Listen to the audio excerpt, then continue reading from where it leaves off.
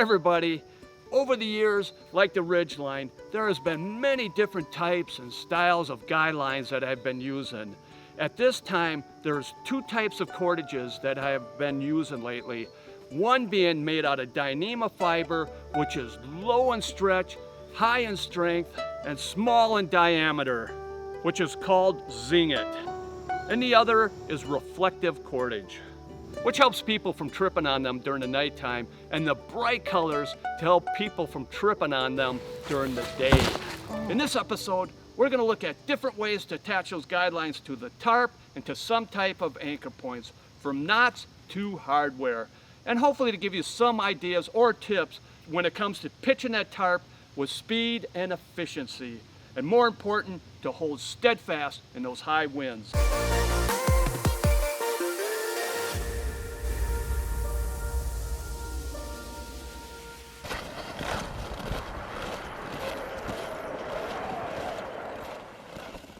Let's look at the different ways to attach the guy lines to some type of anchor point. And the first is the stake. My favorite ones are the MSR mini Groundhogs, which are very light and durable. When driving them in the ground, you want them at a 45-degree angle. There's basically two ways to attach the guy lines to them. Either wrapping the cordage around them or attaching the cordage directly to them with some type of knot. And when it's time to store them, you just wrap that cordage around the stake.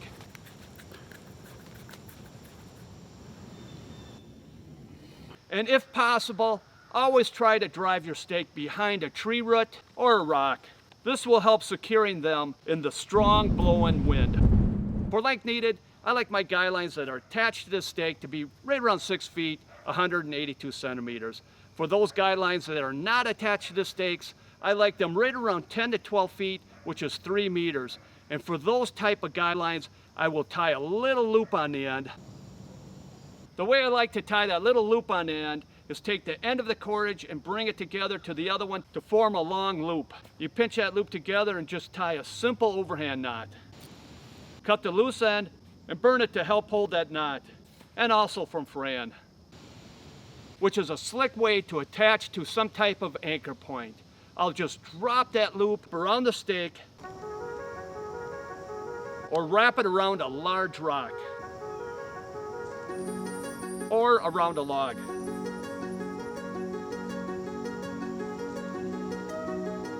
And for a more secure anchor point, I like to wrap them around a tree root. And for the best and most secure way is wrapping around a tree, which you can raise and lower to adjust the tarp to any height you would like. This is my favorite way to pitch a tarp.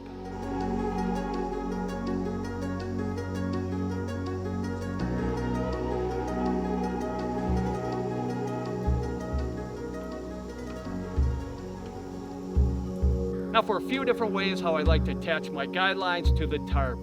First, we're going to look at knots. Now remember, for those cordages that are not attached to the stake, that has a small loop on them, there's two different ways to use this type of cordage.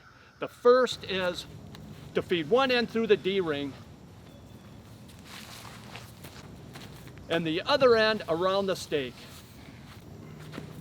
Feed the loose end through the loop and pull it back very tight. And then pinch that cordage against the loop, then tie a simple slip knot with the other hand. I always like to tie another slip knot, but this time very loosely, to help secure the knot. To undo, you remove that loose slip knot and pull that loose end of the cordage, and this quickly releases the knot. The slip knot is my favorite knot that I've been using for so many years. Now the second way is simply putting that loop over the stake.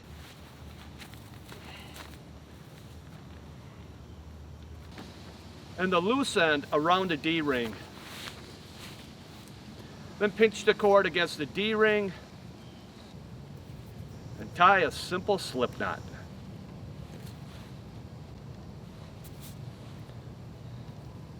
To undo, pull that knot through.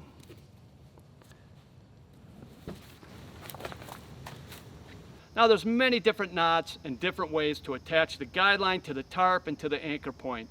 And this is what I've been using for those years.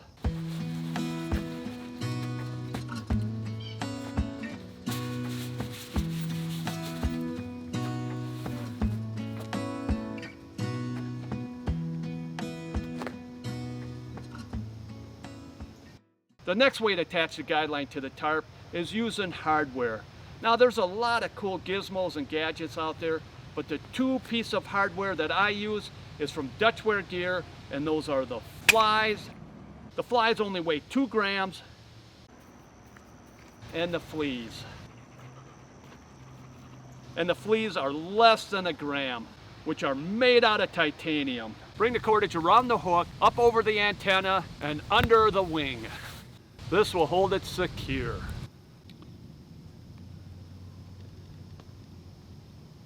I have them attached to a 12-inch, 30-centimeter piece of 3/32 shot cord that is tied in a loop. I'll feed half of that loop through the D-ring, then feed the fly or flea through that half, then I'll pull on that hardware to secure that shot cord around that D-ring. The reason why you want a piece of shot cord connected to the guidelines is to help protect the tarp from high winds and snowstorm. Instead of the tarp stretching, the shot cord will absorb all that stress. It also helps to keep the shape of the tarp.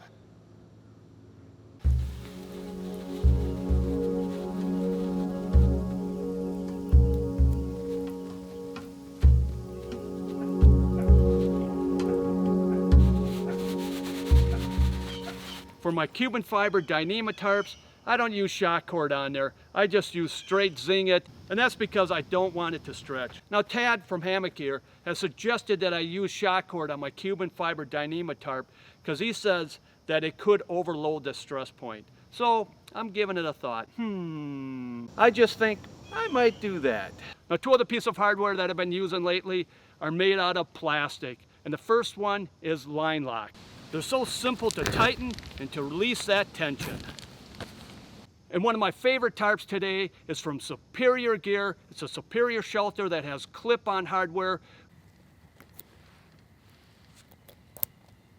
with integrated line locks on it. You tighten or loosen the guideline, which makes this tarp really unique.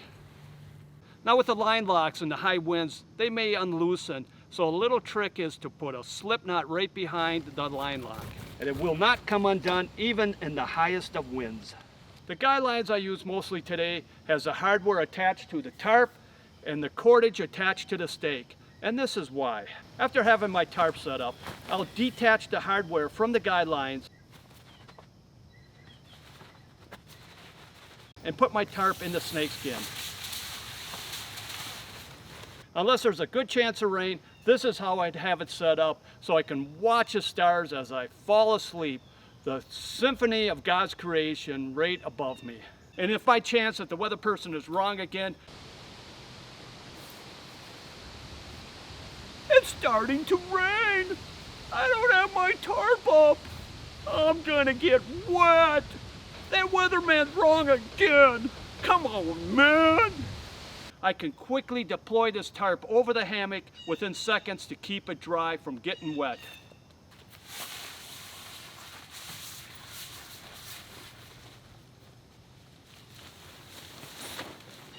And with the hardware on the tarp, it only takes a few more seconds to attach the guidelines to the tarp.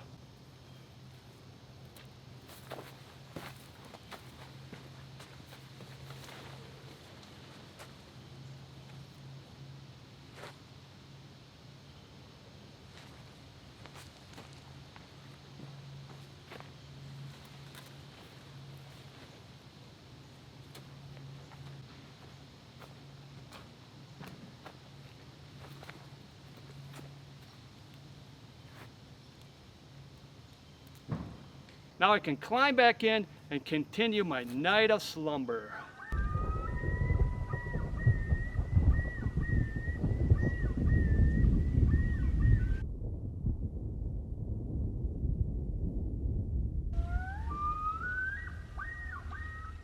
Now there's many ways to use a guideline with a tarp, And like us dog owners would say, there's many ways to skin a cat. Well, I hope you found this episode to be helpful and insightful.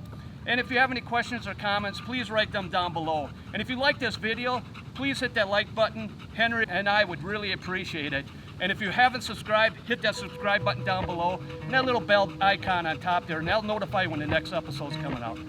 Well, this is the Marine and Henry. Thank you for watching. Both of us really appreciate it, and God bless. Appalachian sunrise meets my skin. Even with my eyes still closed, I can feel it.